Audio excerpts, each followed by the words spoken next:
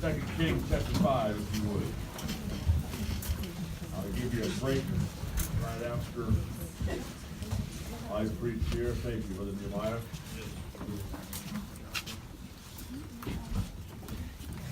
2 Kings chapter 5.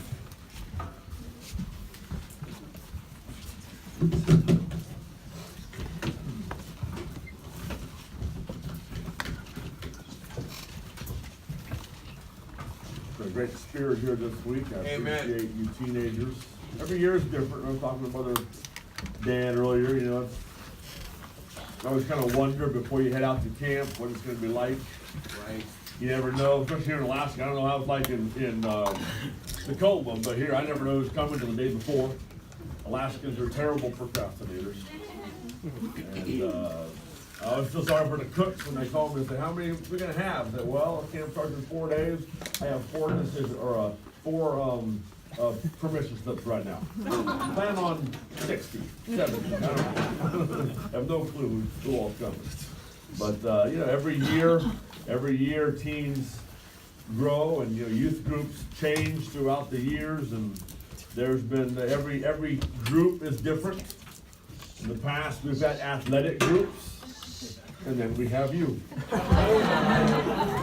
We have competitive groups, and then we have you. Yes, sir. But every group has their own strengths and their own personality, I guess you could say. And but it's been a joy to get to know some of you. I have only met in the last couple weeks, and some of you are brand new on the buses or fairly new on the buses. And I have enjoyed getting to know you and spend some time with you. And it's just been a good week. I hope God's laid some things on your heart, some decisions on your heart and mind. I hope you've been writing some things down and thinking about some things, some decisions you're going to make when the week is over. And you can cement in your life and build a memorial of some things that God has done in your life, some things you're going to purpose to do in your life. There's so much potential for good in this room. Yeah. Right here. There's so much potential. There's leaders in this room. And you have the opportunity, you have the choice. You can use that ability for good or for bad. Yeah. Some of you in here, you just have that natural leadership ability where you can walk into a room and you can kind of take charge, and you have an opportunity, young person, adult here, to use that ability to help people and to lead young people, others, to do what's right, or you can cause them to do what's wrong and lead them in that direction. There's some in here, you're servants, and you're willing to drop everything and serve those around you. Some in here have the potential to be preachers that God could use to preach His word. Some in here have the potential to be missionaries that God could send across the world to reach a lost and dying world. There's young ladies in here that have the potential to be a godly wife and help and support your husband or whatever God calls him to do. Yeah. Some of you in here have the potential to be a godly mother and to accept the responsibility of raising a godly heritage and raising children to honor and serve the Lord. You have the potential to encourage other people. I don't know if you know this or not, but many parents of teenagers are very intimidated by teenagers. They're not sure what to do with you when you become a teenager. When you were young, it was easy to say, do what I say because I say it, and you just did it. And now as you become teenagers, sometimes parents are torn. They want to be friends with you and they want to have that close relationship with you, but they also know that in doing what's right, they're going to have to make some decisions that you're not going to like. And I've seen over the years, it's sad, I've seen parents, folks in our church, that when their children are young, they had high standards, faithful to church, faithful in ministry, And there's one family in particular. I remember as a young person, I looked at this dad and I thought, you know what? I'd love to be a dad like that and raise a family like that one day.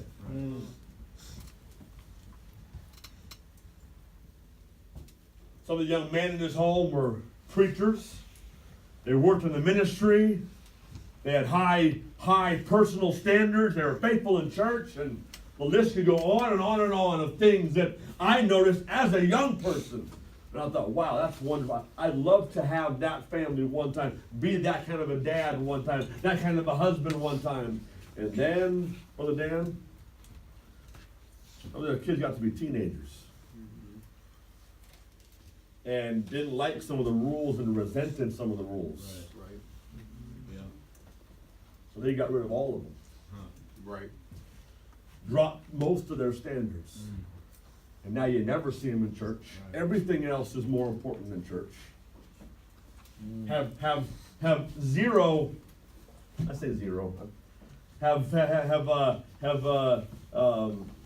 dropped and changed many of their standards, and everything that the world has to offer now is far more important than anything at church or what's going on at church. And it's sad. But teenager, can I encourage you? You have the ability, you have the potential to be a huge encouragement to your mom and dad. Your mom and dad have set some standards in your home, and you know what an encouragement it would be for every young lady in here, every son in here, to go to mom and dad when you go home and just thank them for the high standards that they've placed over you. Thank you for those barriers that they've put up in your life, as Brother Cheney was talking about. Thank them for some of those things that they have given to you. Thank them for being faithful in church. And you have the potential to encourage mom and dad to continue to do what's right and to continue to serve the Lord. But I've seen moms and dads stop serving the Lord because teenagers go home and complain about this and complain about that and complain about this. You have some potential. You ought to make a practice every single Sunday that you, or often, to encourage your preacher. Yeah. As a pastor, one of the most difficult things he has to do is, as Brother Dan was talking about last night, figure out as a church what standards are we going to have, what pastoral standards are we going to set. And one of every pastor has this a strain at times. One of the most difficult parts or jobs of being a pastor is maintaining those standards. Yeah, right. Because there's a constant push to lower them.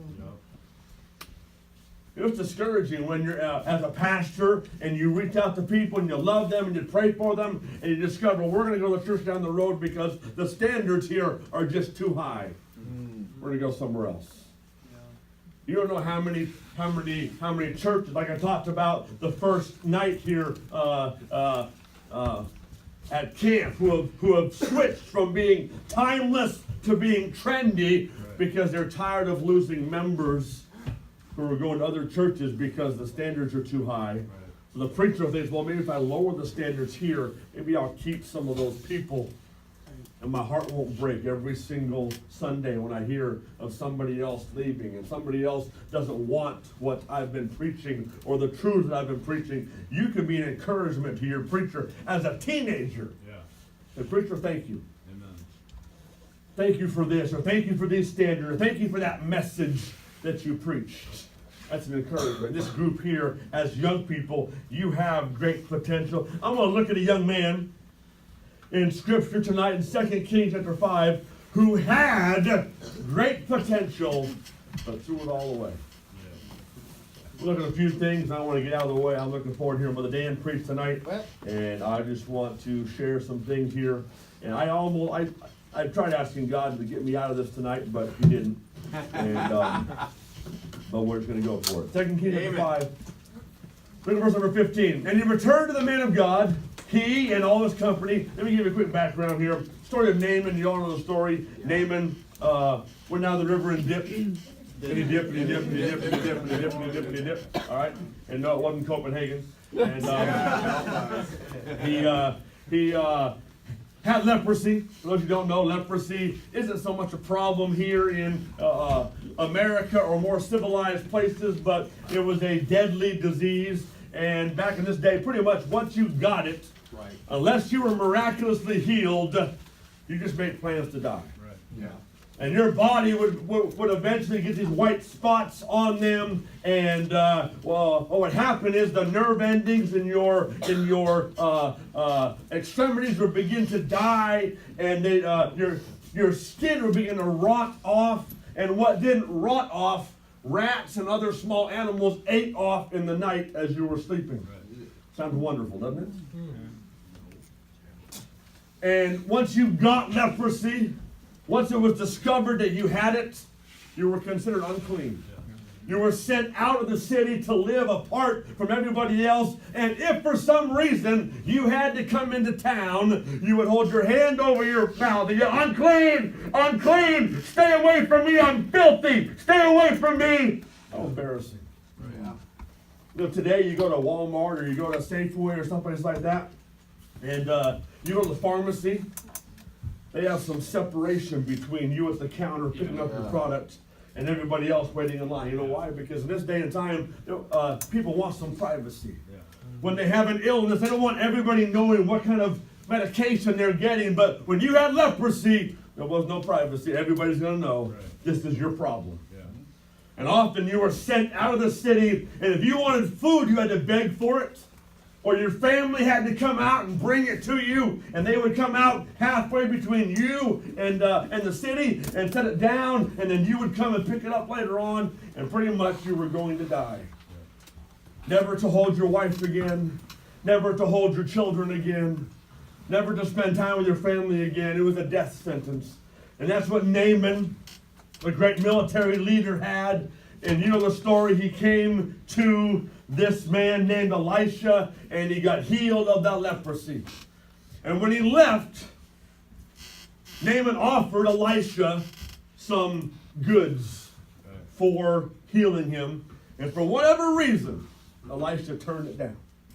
And that's where we pick up the story here in chapter 5 and verse 15. And he returned to the man of God, he and all his company, and came and stood before him and said, "Behold, now I know there is no God in all the earth but in Israel. Now therefore I pray thee, take a blessing of thy servant." But he said, "As the Lord liveth, before whom I stand, I will receive none." And he urged him to take it, but he refused. Naaman tried to give him this, am I dead? Yeah. Naaman tried to give him this reward for helping him, and he turned it down. And we got that. We're good. But he turned it down for whatever reason. No, I don't need that. God's the one that healed you. It wasn't me anyway. And he turned him down and refused to accept that gift. Right. There was a young man with Elisha that day that overheard that little story there. And we don't know much about him. We know his name. His name was Gehazi. Right. And we don't know a whole lot about him. His name is only mentioned a few times in Scripture. But Gehazi saw his man of God turn down Naaman, and maybe he saw what he tried to offer, I don't know. And as he walked away with Elisha, he kind of looked back. He said, "Man, why? Look at all that stuff. Yeah. The gold, the silver, the clothes. Why in the world wouldn't Elisha want all that stuff? Yeah. That's some good-looking stuff. I want that." And they get home, and Gehazi comes up with a plan. I'm going to go back. I'm going to get me some of that. Yeah. And we'll continue on in verse number 20.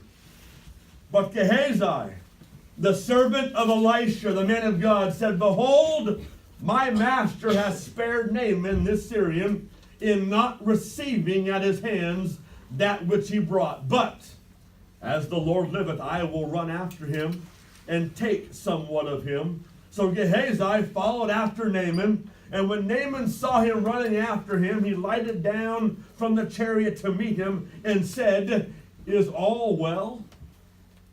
Naaman's leaving here, Gehazi comes running back to him. Naaman looks back and recognizes this is Gehazi chasing after me. He stops his chariot. He stops his entourage there, thinking maybe Elisha's had a problem. Maybe there's a struggle here. He says, son, is all well? Is everything okay? Gehazi answers in verse number 22, and he said, all is well. All was not well. Right. Verse 22, my master hath sent me a lie, saying, behold, even now there be come to me from Mount Ephraim 2 young men of the sons of the prophets. Give them, I pray thee, a talent of silver and 2 changes of garments. And Naaman said, be content, take 2 talents. And he urged him, and bound 2 talents of silver in 2 bags with 2 changes of garments, and laid them upon 2 of his servants, and they bare them before him. And when he came to the tower, he took them from their hand, and bestowed them in the house, and he let the men go, and they departed. But he went in, and stood before his master, and Elisha said unto him, whence comest thou, Gehazi? Not a question he needed to ask, Right, but right. he did. And he said, thy servant went no whither. And he said unto him, went not mine heart with thee when the man turned again from his chariot to meet thee? Is it a time to receive money, and to receive garments and olive yards and vineyards and sheep and oxen and men servants and maidservants? The leprosy therefore of Naaman shall cleave unto thee, and unto thy seed forever. And he went out from his presence a leper as white as snow. Let's pray. Lord, I pray you'd use me tonight. No, nothing deep here, Lord, but maybe something that's said tonight through your word, Lord, could change the direction of a young person here tonight and help them to reach that potential, that purpose that you have for them. Lord, I pray you'd use me tonight. Help us to be attentive. And we ask this in your name. Amen. Gehazi, I believe, had some potential. Right. You know, you read the books of the Kings, and I love to read about Elijah and Elisha. Yeah. Can you imagine how awesome it would be to travel with one of them? Oh, wow. You just see what happens. Just stand back and watch. As Anthony preached last night, called fire down from heaven, and do these miracles. Can you imagine standing there on the shore, on the banks of the Jordan River, and watch a military leader and all of his prestige dip into the dirty, nasty Twin Bears Camp Lake and come up clean? Yeah. Can you imagine having that privilege? And that's what Gehazi got to do. And you know the man that he is following right now, the man that he is serving right now, at one time did for Elijah what Gehazi does now for Elisha. Exactly. Right. He was a servant. He went with them. He traveled with them. Whatever I can do to help.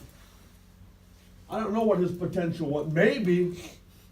Maybe his potential was to one day receive the mantle from Elisha. I don't know. Yeah.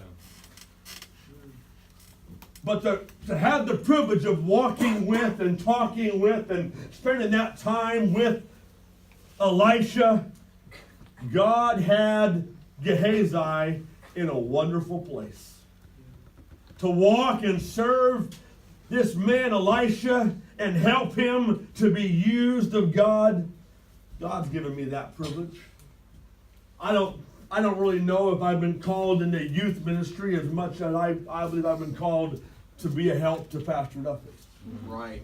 I feel more burdened to be whatever he needs and to help him, and whatever I can do to relieve a load from him so that he can do what God would have him to do. I'm honored to do that. Amen. It's good And preaching. I believe I know Brother Dan. That's how Brother Dan feels about his pastor. Whatever he wants, whatever he can do to help Pastor Smith do what God has him to do, He will do that, and Absolutely. that's a wonderful privilege. Amen. You don't have to always be the one out in front. I'd much rather be the one behind the scenes doing something so that somebody else, God can use them in a great way. Yeah. And that's where Gehazi finds himself here. You know, sometimes we think we will be more blessed if we would just forget about others and just focus on what can I do for me and how can I progress in my life and how can I make my life better. That's how the world views life. The world's philosophy, every man for himself. Do what makes you happy. Yeah. Do what makes you successful. It's not God's plan. Right. Turn to Philippians chapter 2 real quick. Hold your places there. Philippians chapter 2. Just want you to see these verses here real quick, and then we'll get back over to 2 Kings chapter 5. Philippians chapter 2, look at verse number 3. Philippians chapter 2, New Testament, verse number 3. Let nothing be done through strife or vainglory, but in lowliness of mind let each esteem other better than themselves. Let every person look at somebody else and say, you know what? You're better than me. You deserve better than me. Let each esteem other better than themselves. Verse 4, look not every man on his own things, but every man also on the things of others.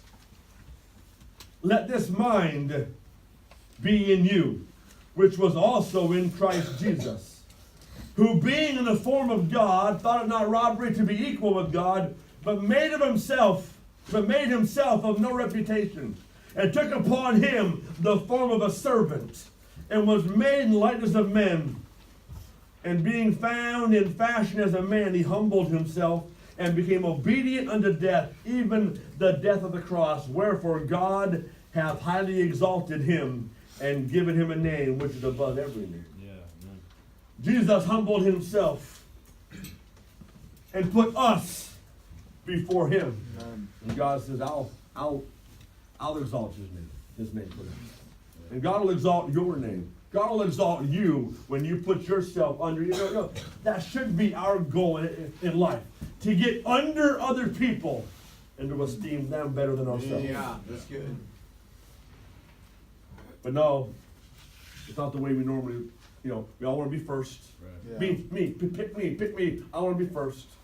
Everything that helping you would be an inconvenience for me. And I want what's best for me. And Gehazi had so much potential to see God do great things around him and through him, but he lost that potential. Look at a few quick things that caused him, or that set the pattern for him losing that potential. Yeah. And we'll get out of the way. Number one, is that, it's amazing how God has worked this week. I didn't know what the chain was going to preach. Right. My first point is he didn't want what he had. Yeah. If you were to ask Gehazi, do you not like following the man of God? He said, no, I love it. It's just a wonderful life. Gehazi, do you not like seeing all the good that you get to see, the power of God? Do you not enjoy that? Oh, no, I love seeing all that. Do you enjoy watching how God provides for you and the man of God? Oh, yes, I love everything about my life. It wasn't that he was living with the man of God and serving the man of God and didn't enjoy it. I guarantee he loved it. Yeah. But he saw something out there. So, you know what? I want that too. Right. I'd love to have that too. And what I have here, yes, I like it, but I want something else. Now, I believe there's some young people in here, it's not that you don't like what you have. If we were to ask you, do you not like your parents? Do you not want to be? No, that's all good. But I wouldn't mind bringing some of this stuff out here in and enjoying it with what I have. Gehazi didn't want, he wanted what he had, but he wanted more. He lived with a prophet. God provided all of his needs. Think about that. Every bite he ate, God provided it. They didn't have a 9-to-5 job they went to every day and earned money to buy food. God provided everything they need. The clothes that Gehazi had were provided by God and the man of God. The shelter that he had was provided by God. Guidance and direction provided by God. Ever gotten to a place in your life where you just had no clue where to go, what decision to make? Yeah. Can you imagine being with the prophet of God who has that ability to talk to God and get direction from God? Teenager, appreciate where God has you right now. Yeah. The position, to be in a position where pretty much all you have to do, all you're required to do is just follow directions. Right. Do what you're told to do. It's a pretty easy life, really. It really is. To just go where you're told to go and do what you're told to do, really, I mean, a dog can do it. Amen. You ever have a well-trained dog? Some of you do. They'll do what you tell them to do. Right. A monkey can do that. Amen. It's not a hard life. Life gets a lot more difficult when now it's you who must make the decisions. Yeah. And you who must set those standards. And you who must seek that guidance. Enjoy where you're at. And thrive where you are at. He thought the world had more to offer him. He was in a position where he had companionship. Could talk to the man of God anytime he wanted. He threw all that away. Right. Yeah. He threw all that away for something he saw out in the world. You know what? I want that as well. He didn't say to himself, you know, I'm tired of serving the man of God. No, he just wanted something else. Teenager, the Christian life is the best life there is. Right. And enjoy your Christian home. Thank God for your Christian home. Number 2, quickly here, verse number 22. First, he didn't want what he had. Next, he wasn't honest. Right.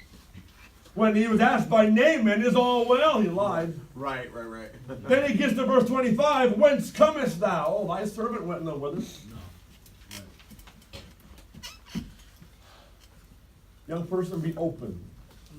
Be open with your mom and dad, your authority. Oh, that's good. Who are you transparent with? Transparent means I'm an open book. I'll tell them anything. Right. You're transparent with somebody. I think of the story of Samson and Delilah. God had given Samson a special ability. I don't believe for a second that Samson was some huge muscular dude. He is probably some puny little guy, probably not like Jesse down here.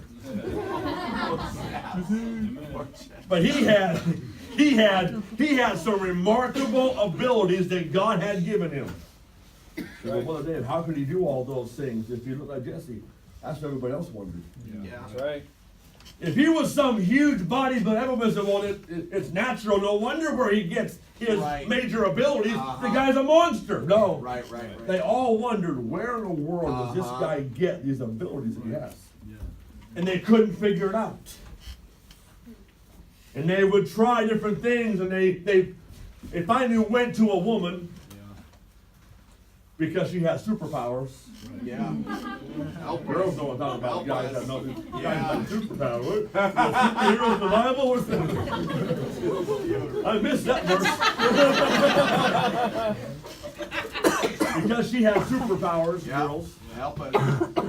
And she went to him and said, would you please tell me where you get your abilities? And he told her a lie, and they tried that, you know. And just like Brother Dan was saying, men are like dogs. Yeah. Yeah. He was an idiot. Yeah. Yeah. Help us. You'd think Samson would catch on. Yeah. But no, Yeah. you know, tie my arms with brand new ropes or whatever. Wakes up in the morning, his arms are tied up, breaks them apart, walks out. You'd think he'd stop with it. Yeah. Wait. Wait a minute. Why did that just happen? And he does it again and again, and then finally the Bible says finally, she comes to him and gives him a little sob story because she uses her superpowers on him. Yeah. Yeah. And the Bible says he told her all his heart. Yeah. Oh, that's good. He was transparent with her. Yeah. I'll tell you everything. Yeah. Anything you want to know. And every teenager in here, for the most part, you are transparent with somebody. Yeah.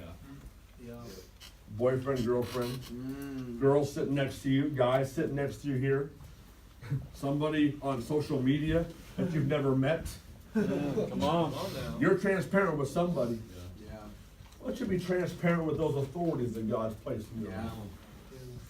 When you have a struggle, when you have a problem, instead of going to the guy sitting next to you, instead of going to the girl across the room, instead of going to a guy over here, girls, why don't you go to somebody who can actually help you with your problem? Amen. Come on. Who are you transparent with? Yeah. Because Gehazi here, he wasn't transparent with the man of God that God had placed in his life. Yeah. He asked him, he said, where have you been? I didn't go anywhere. I didn't go anywhere. Teenager, best thing you can do is find somebody in your life, preferably mom and dad, Yeah. some authority. I've appreciated this week, I've had 3 or 4 young men that have come to me. And they're very, very open and honest with me about Amen. some things in their life. Amen. Amen. That's not easy, I know. No, yeah, that's true. But there needs to be someone in your life that you can be open, someone that will help you, That's good. someone that can open the scriptures and help you. Yeah. Now someone says, oh, I have that problem too, let's go do it together. Yeah. I have that problem too, it's okay, we're all doing it. Yeah. He was not transparent. Your first step to victory, teenager, is realizing and admitting there's a problem. And I need to go to somebody and be honest and get some help. If you can't be totally honest about something, teenager, you know there's a problem. Never ceases to amaze me. Teenagers have these little relationships going on. You told your mom and dad yet? No. Well, if you knew it wasn't a problem, if you knew it was right, Yeah. you'd be excited to share it. But because you know it's wrong, Right. Yeah, come you on. don't want to be open and honest. You're right. And everything has to be hidden. And some of you, when we get back to town, were to leave your cell phone laying on a table somewhere, and I were to walk by and pick it up, you would do everything in your power to get that out of my hands. You're right. Yeah. Before I started scrolling through some pictures Yeah. or whatever. You know why? Because you're not honest. Yeah. Come on. You're doing what's wrong, but you don't want anybody to find out about it. You know, it's a wonderful life to be able to leave your phone, whatever it is, out, and if someone gets it, your heart doesn't start beating 100 miles a minute because you know, hey, Yeah. Yeah. nothing on there for you to find. Right. That's right. No pictures on there that shouldn't be there. Could we go through your texts and just start reading them off in public here to everybody you've been talking to? How would you feel about that? Yeah. Use the same kind of language that you use. Yeah. Right. Same kind of pictures that you send back and forth. Can you be honest? If you can't, there's a problem. Amen. There's a problem, and you're on the road to destruction. You're hiding something. Gehazi didn't appreciate what he had. There were other things he wanted, other things he was looking for. He found he couldn't be honest.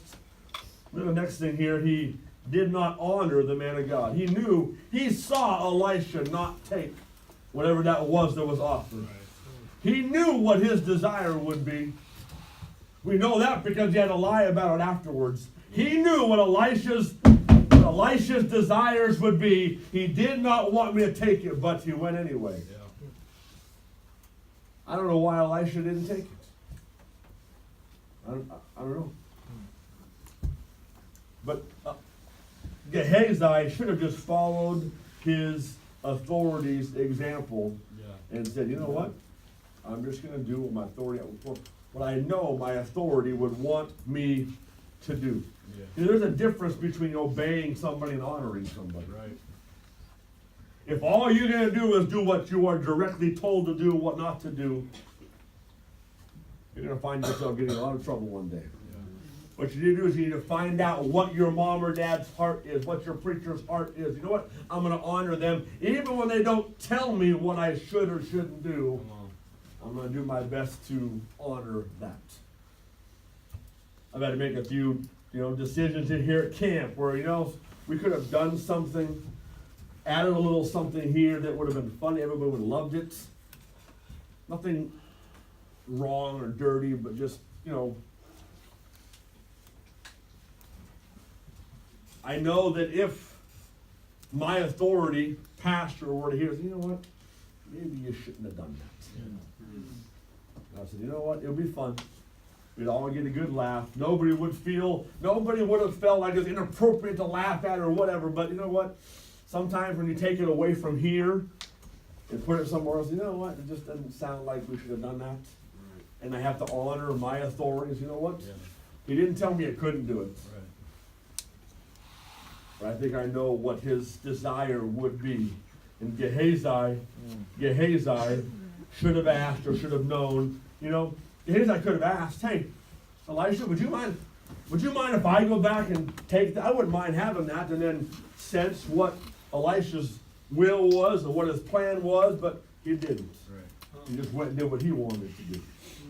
We, as work in youth ministry, I get called upon a lot of times to help some widows in our church, different times, and I always have some teenagers with me as we go do that with Mark. And over the years, I've taught the young men, hey, we don't take money from a widow to do some work for it. We'll do it. We'll help her out. We'll get it done. One of God's special love objects is the widows, and I believe He'll bless us for helping them and loving them. We don't need whatever money she has to offer. Right. Yeah. Remember going and helping one time, I forget even what we were doing. We were raking or something. And this dear lady tried to offer me some money. She said, why don't you go buy ice cream for all the guys after. I said, no, ma'am, no, we're almost done here. It was an honor for us to do it. Yeah. We're good. And she tried to offer it to one other guys that had worked with me many times and said, no, ma'am, no, we're good. And tried to offer somebody else and did, no, we're good. And then she went to a young man that, this is his first time working there with us. He's like, ooh, yeah, I'll take it. Put his pocket. Punch the idiot. So go back and give that back to her. I said, you didn't see that I refused it? And he refused it, and he refused it, and he refused it. What makes you think it was okay for you to take that money? Well, just you offer me money. Back. If she won't take it, throw it on her table if you have to, and walk out. You need to be able to look at your authorities, other people around them, and watch what they do. If they don't directly tell you what to do, you watch what they do. I wonder what they would want me to do in this situation. And then you honor them. Yeah. Yes. And you do that. Just because mom and dad are not there standing over you, barking orders at you, does not mean, well, I can do whatever I want to do now. No one's going to tell me what to do. No. Do what you know they would want you to do. He did not honor the man of God. He grew distant from the man of God. He had to leave Elisha and go run after Naaman. Yeah. He had to leave Elisha to run after Naaman. He grew distant. When we do wrong, we often do, we pull away from parents. We pull away from authorities. And by the way, your authorities notice. Yeah, right. That there's a wall that's been put up. Yeah. Elisha knew what was going on. There's going to be times when you're going to do what's wrong, and the guilt is so heavy that you're going to think everybody knows about it. Yeah. Everybody knows what I've done. Right. And you're going to put that wall up between you and your parents, or you and your bus captain, or you and your pastor, or whatever it is. And the times when you used to be able to walk in the house and, hey, Mom, Dad, have to go. What's dinner day? And then just spill all of what you did that day. And now you walk in and you watch where they're at and try to sneak off to your bedroom real quick so no one talks to you. Hey, they know what's going on. Right. We become distant from those that God has placed in our life. In the time when we need them the most, we pull away. Teenagers, they're there to help you. They're there to help you. Humble yourself and get some help. Stay close to your leaders. Preachers asked me several times about some teenagers the other day. Said, is everything okay with this teen? They just seem cold right now. Yeah. And oftentimes it's because I'm doing what's wrong and I know it. And we try to distance ourselves from those that God's placed in our life. What was the result? Quickly, we'll be done. What was the result of Gehazi doing these things, not appreciating fully what he had and wanting something else, lying to his authority, lying, keeping secrets from the man of God, growing distant from the man of God, not honoring the man of God? Here's what he got. He got exactly what he wanted. Right. Well, what is? That doesn't sound like. Oh, he went after money. He went after clothes, and guess what? He was rewarded with clothes and money. He got it. Yeah. But he didn't want what came with it. Right. There's some young people in here. You're going to step outside of God's plan for your life, and you're going to go get something that you want, and you're going to get it. Yeah. You'll be rewarded with that thing that you want, but you're not going to want what you get. Right. Because it looks real good from inside here looking out. But once you get it, you will regret it. And we read the story of how he got leprosy. Let's just look at a few things that he got or that happened to him afterwards. Number one, he got exactly what he went after. Can you picture? He's there with Naaman. Naaman gives him the stuff. I don't know how much stuff he gave him. 2 talents and 2 changes of clothes. And he even gives him 2 servants to carry them for him. Right. Yeah. Picture Gehazi. Yeah. Naaman walks off with his chariot.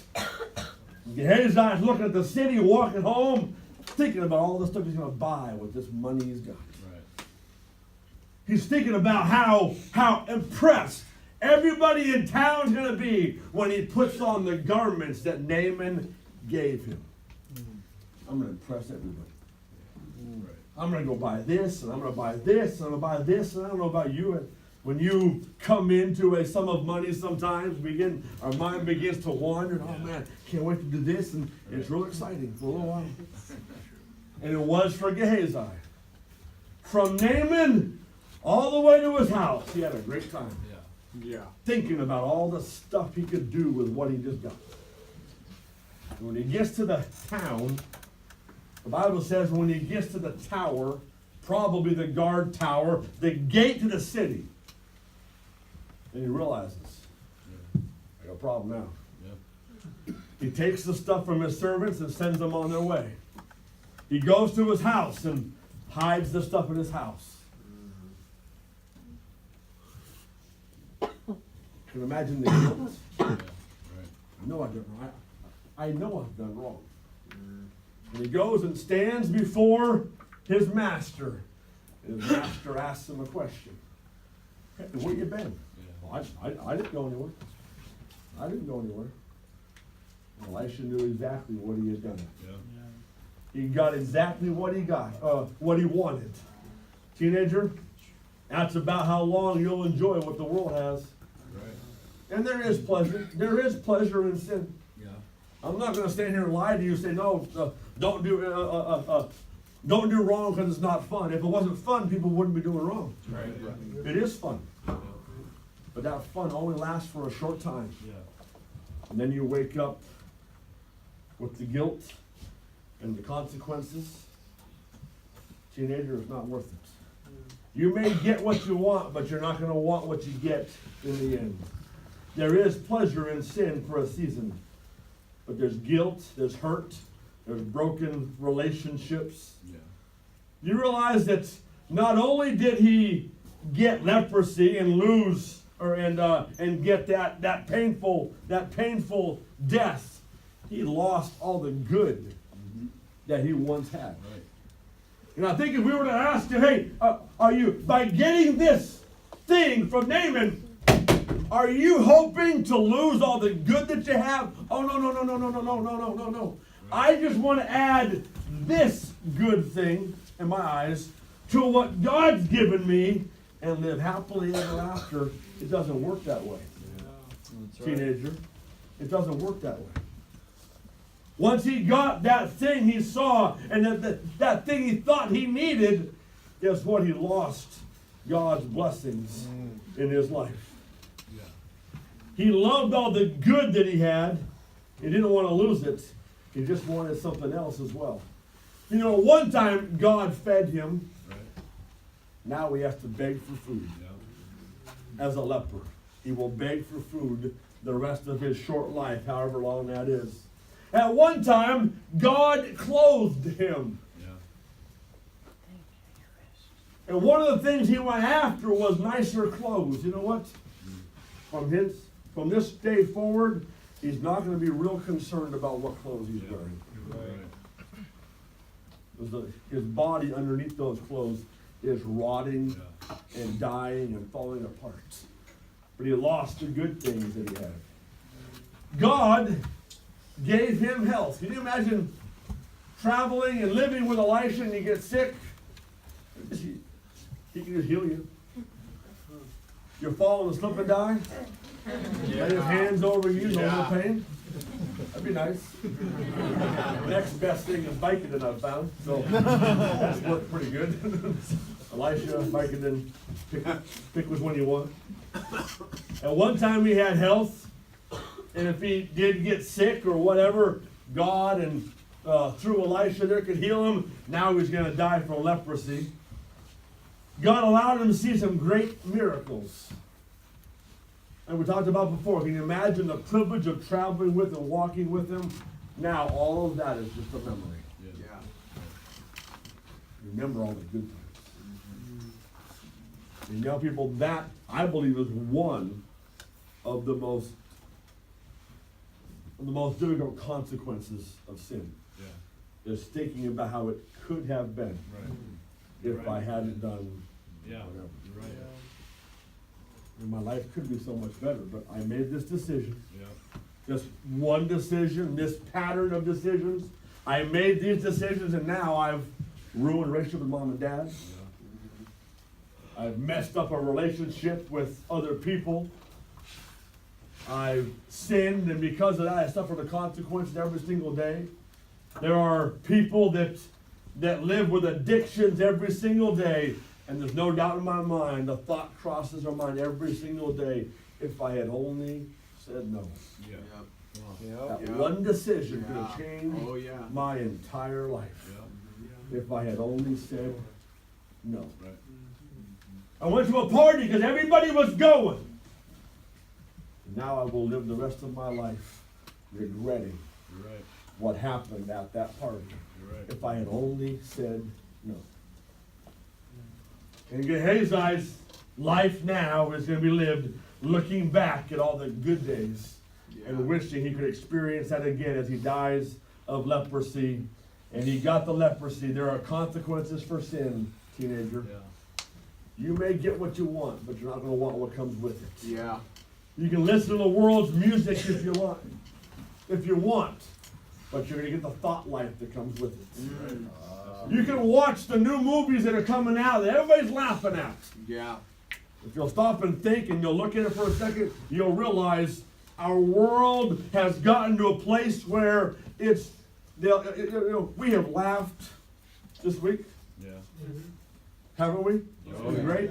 I love with a Dan's sense of humor. We've laughed at other people. We've laughed at ourselves. Yes. Yeah. But there's not been one time I've gone to bed thinking, man, Yeah. sure wish I hadn't laughed at that stuff. Right. Yeah. Mm. I've not felt dirty because of what we've enjoyed laughing at. Yeah. And our world has gotten to the point where the average person can't laugh Uh-huh. unless it's perverted, Yeah. Help us. twisted. Yeah. You know what? You know why that is? The movies you're watching, Yeah. Yeah. Right. the comedy that you listen to. Well, the day it's sad that in a group of teens, there are certain everyday words I just can't use. Right. You know why? Because they'll be snickered. Yeah. Yeah. Because we've taken everyday words Yeah. and twisted them and made them perverted because nobody can laugh anymore unless it's dirty Yeah. and sick. Right. And that's a consequence you're gonna suffer. You wanna watch the modern comedies of our day? It's full of nothing. You're right. Nothing but F-bombs Yep. and filth. Yep. That's And the more you put in your mind, the more your mind gets defiled by that, and that's what you want, that's what you're gonna get. Right. You may get a good laugh, but with that comes the consequences of a dirty, filthy mind. Girls, you may like that boy that's been noticing you and talking to you. He's lost, but that's okay. He's showing you some interest. Uh-oh. Mom and Dad have counseled you against it, but that's okay. He likes me. You can pursue that, and you may get what you want. And you'll suffer the consequences. Can't tell you how many young ladies have gone through our youth group or our church over the years and ignored everybody's counsel. No, he loves me. Oh, man. He does. He told me. Oh, yeah, right. And today they suffer the consequences from that. Yeah. Teenager, you may think alcohol has to be involved to have a good time. And you may get it, and you may have a good time. But you'll have to suffer the consequences that come with that. Yeah. Drugs, our world is crazy. We're Yeah. insane. Yes, sir. Yep. Alaskans making it legal to Right. smoke marijuana because it's not real bad. And because our stupid government needs money. That's the main reason why. Right. Right. Yep. Or we're killing our kids. That's right. It's like I told you the other day that, churches nowadays are using young people as lab rats. That's what our government's doing. Yeah. We need money, and there's all kinds of young people out there, and they're disposable. Right. Yeah. Yep. But this will bring in some more money. It'll benefit us, and let's just kill them all off if we have to. Right. The drug epidemic is going crazy. Yep. I've talked about this young man often. I'm not sure as a week goes by, I don't think about Ethan Dobson.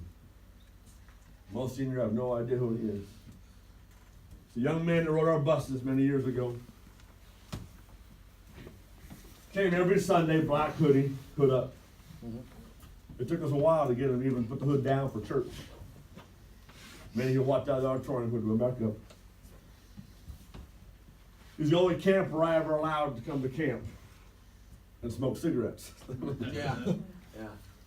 I had to tell the workers now, he's gonna come, he's gonna be smoking. I've already told him he has to go off in the woods where no one can see him, because it is a rule, so you can't have cigarettes, but he was so addicted, he had to have them. And I wanted him here, so he Amen. came. Wow. He rode the buses for really a couple of years. Made a profession of faith at church, walked forward. He began to open up, loosen up. There was a talk, and when he first came, he just drunk. That's about it. But he knew some people loved him. Yeah. Rode the bus almost every Sunday. Wednesday night, Sunday night. And for a while, he had some problems at home, and his parents kicked him out. His parents, by the way, were total losers. Drugs, alcohol. I don't think I ever saw Dad sober. Never saw Dad sober. And he came to church for a while, just kind of hung out at the church, worked with us a little bit, but mainly he just needed a comfortable place to come and just sit. Right. And he always had a notebook with him. Big notebook. And he carried it around, and I'd see him writing things in there. There was a few times I asked him, Ethan, what you writing? He closed the notebook, nothing. Mm-hmm. One day, he was by the church there, and he was writing in his notebook, and I can't remember all the details, but he left. And I was locking the building up, and I found that notebook. Yeah, I was nosy. I opened it up. Thick notebook. Almost every page was filled in. And he had maybe the last quarter inch or so wasn't yet. And here's the kind of things I read. I made a copy of it. I have a copy of several of the pages still on one of my files at my office. Here's what this young man wrote. Hour after hour after hour, sitting on a pew at the church or wherever he was. Why can't I be normal? Why can't I be normal? Why can't I be normal? Mm. Page after page after page. Why can't I be normal? Why can't I be like other kids, teens? Why can't I be like other teens? Why will I never get married? Why will I never have a life like others have? And just page after page after page of why won't I, why all these things, why are the voices speaking to me? Why are the voices speaking to me? Why are they telling me to do this? Page after page after page. It wasn't long after that, I got a call. Mm. You want me to come see him? It wasn't him on the phone, it was somebody else. The fourth floor of the hospital, the mental ward. Yeah. I was the phone call that he got. He called me to come visit him in the mental ward. 16-year-old, 17-year-old teenager. And I went. I don't know if you've ever been to the fourth floor of the hospital. Yeah. It's not a pleasant place to go. Right. Take everything out of your pockets, pens, Yeah. keys, nothing that he could use to hurt himself. Right. And they walked me into a little hospital room. They had a bed. That was it.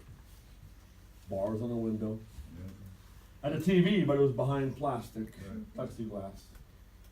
I sat there on the edge of the bed, and he was in and out of, not consciousness, but reality, talking about random things. I mean, some of it was actually kind of comical. Talking about being a Navy SEAL in Barrow, killing whales. I mean, it was weird. I'm serious, that's what he was talking about. But then he kind of snapped out of it, and he'd recognize me. Oh, hi, Brother Dave. I talked to him a little bit. I went back a couple days later and visited him again, and he was more sane that day. And I'll never forget sitting on his bed, talking to him. Remember, 16, 17-year-old teenager. Rode a bus to church every single Sunday. Notebook filled with things that said, why can't I just be normal? Why can't I be like everybody else? Yeah. One of his phrases was, why can't I ever get a driver's license? Mhm. Something every teenager dreams of doing, but for some reason in his mind he felt that'll never happen to me. I remember sitting on his bed there and asked him, I said, Ethan, can you answer me a question? I said, why am I visiting you here? Mm. So why are you in this room? Why are you in the mental ward right now? And I didn't know what kind of answer I was going to get. I'll never forget it. He said, Brother Dave, he said, I'll tell you why I'm here. Two things. Friends and drugs. Mm. He's very honest. He said, friends and drugs is why I'm here today. He said, I thought I had friends. He said, and I thought in order to keep those friends, I had to do the drugs. And then he mentioned alcohol and the alcohol that they were doing. And I asked him a question. I said, Ethan, where are those friends now? Right. There's young people in this room right now that you are willing to throw everything good that you have away. Because you look out there and say, well, I want that. That's not good for me, I know it, but I think I know better than my parents, I know better than Brother Dave, I know better than my authorities, and I want that. Right. And you're gonna run out and you're gonna get it. But it's gonna come with a whole lot of extra baggage. Yeah. I have no idea where Ethan is today. I'd love to find out. Something else. But I'd hate to get a phone call one year, someday, from one of you. Yeah. Come visit you, mental ward maybe, jail cell maybe, and ask you, hey, why are you here? Yeah. I just wanted to do my own thing. Did you have dreams? Oh yeah, I did, and I had a lot of potential. I could have done great things, but I chose to do what I wanted to do, instead of listening to those around me. Last thing, and we're done. Look at the last verse. there. Verse number 27.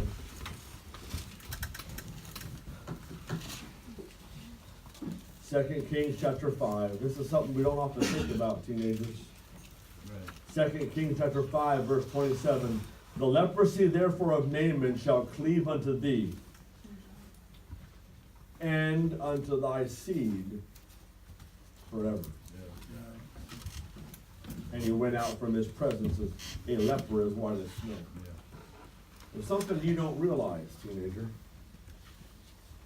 Your decisions don't just affect you. Right. Sure.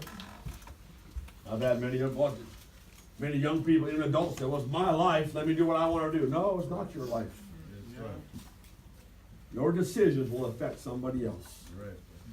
Some of your decisions right now are affecting mom and dad back home. Some of your decisions right now are affecting your younger siblings back home. And they're looking to you, they're watching you, they're learning from you. And not only that, some of you, the decisions that you're making right now are affecting your future family that you don't even know about yet. Yeah. Yeah. Yeah. You don't even know who they are. But guys, the things you're looking at right now on your cell phones and your computers, that stuff that you're filling your mind with right now is right now affecting your relationship one day with somebody that you've never even met yet. You are right now hindering your relationship with your wife right now, and you've never even met her yet. Yeah. Right. You're right. You're hurting your future. Yeah. That anger that you have built up inside of you because you won't go to an authority or you won't go to somebody and either ask forgiveness or make things right, or that bitterness that you have inside of you, one day is going to come out. Yeah. We're going to read somebody's name in the paper because he beat his wife. Right. Because as a teenager, he allowed things to build up and build up and build up and didn't get help. Right. Didn't go to God, like Brother Dan said last night. Didn't just go and talk to God about it. Amen. And just pile it up and pile it up and pile it up. So I'm a man, I can handle this. And the things that you're dealing with right now, the things you're doing right now will come out someday. Yeah. And it's going to affect those around you. Right. And there's a verse in the Bible, not exactly sure it means this, but I think it can be applied here. It says something to this effect: live joyfully with the wife whom thou lovest all the days of your life. Something, it's a paraphrase. Yeah. All the days of your life. Right. That means, guys, right now, as a teenager, 12, 13, 14, 15 years old, you need to make decisions that will help you live joyfully with your wife one day down the road. Yeah. Young ladies, you need to right now make decisions that will help you one day live joyfully with your mate years down the road. Yeah. And some of you are making decisions right now. Girls, if you think for a second, now, some guys are idiots, Right. and they'll learn.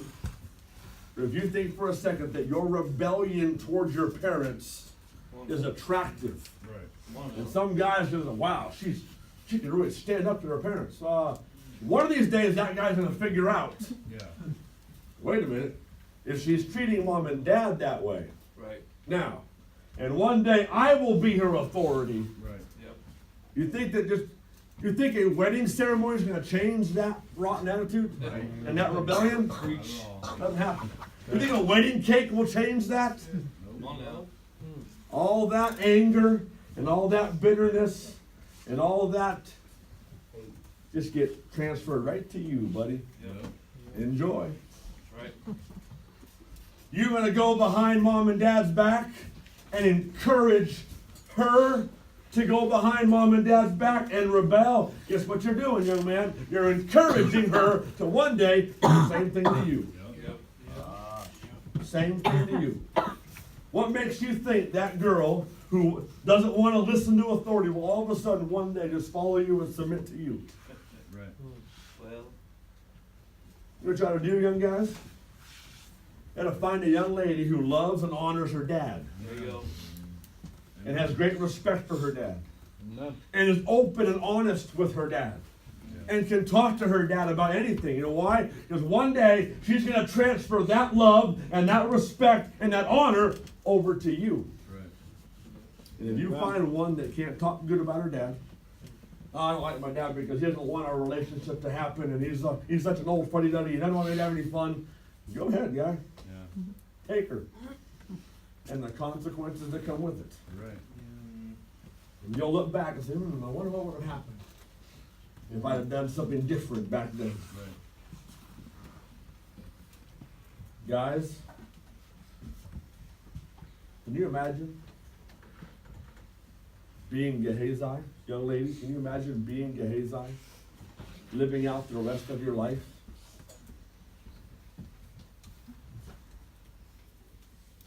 And watching whether he already had children, I don't know. Can you imagine if he had children, all of a sudden now his young child runs to him and they have leprosy? Right. And he has to live with the thought that, Wow. this is my fault. Yeah. Yeah. I did this. Yeah. I did this. I'm the one that caused this pain in my child. Because of my wrong decisions that I made, I thought I just had to have it. What is it in your life, teenager? That you know, if you were honest, you know this is not a good thing for you. Right. But you just want it so bad that you're willing to risk everything. Right. Even risk the good that you do have. Right. I think if you were to ask, but I'm not asked for the mark this, but I think, for the mark, were there some good things in your home when you left? Yeah. When you, yeah.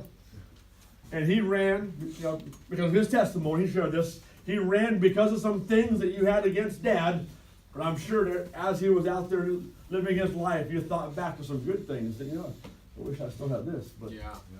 I chose this path, and then you lose the good. Yeah. Just sitting back there,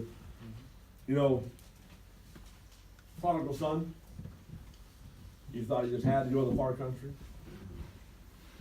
And all that good that he got, that he thought he had to have, when I was gone, he thought back and said, you know what, there sure were some good things back home. And I sure do miss those things. Right. And some of you today, you're on the path of making some decisions that's going to ruin your potential. Yeah. And you'll look back, there's so many things I could have done for God. Yeah. My life could be so much better, but I just thought I had to rebel. Right. Didn't want the rules. I had to have that girl. I had to have that boy. I just had to have it. And you'll live with the regrets the rest of your life. Yeah. Let's pray. Right. Lord, I thank you for these young people. Amen. Lord, only you know how much I love them.